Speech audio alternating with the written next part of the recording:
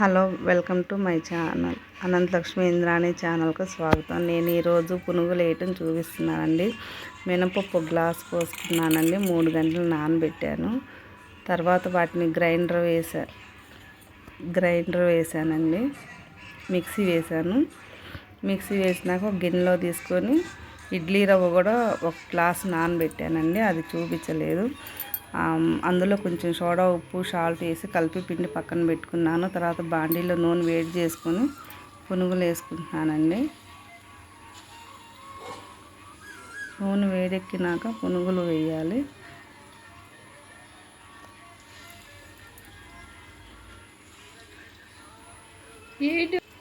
మా పాప స్కూల్ నుంచి రాగానే టిఫిన్ తినటం కోసం నేను ఈ పునుగులు వేస్తున్నానండి. పాప 4 గంటలకు స్కూల్ నుంచి వచ్చింది ఇంటికి, అందుకే పునుగులు వేస్తున్నాను. నేను రవ్వ పిండి కలపటం చూపించలేదండి. 1 గ్లాస్ మినపప్పు నానబెట్టాను. అలా అయితే చాలా టేస్ట్గా ఉంటాయి. 1 గ్లాసు రవ్వ, 1 గ్లాసు మినపప్పు నానబెట్టి పునుగులు వేసానండి. అలా వేసిన తర్వాత కలుపుకొని అలా తిప్పుతూ ఉండాలి. ఏమన్నా అతుక్కున్నవి ఉంటే విడిపోతాయి.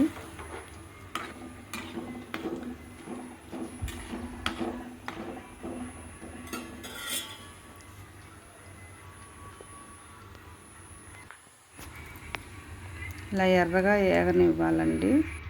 చట్నీ వేసుకొని, అల్లం పచ్చడి, చట్నీ, పునుగులు వేసుకొని తింటే చాలా బాగుంటుంది. నచ్చితే లైక్ చేయండి, కామెంట్ చేయండి, షేర్ చేయండి, సబ్స్క్రైబ్ చేసుకోండి. మేము కొత్తగా ఛానల్ పెట్టామండి. తెలియని ఏమన్నా ఉంటే మాకు చెప్పండి. Thank you.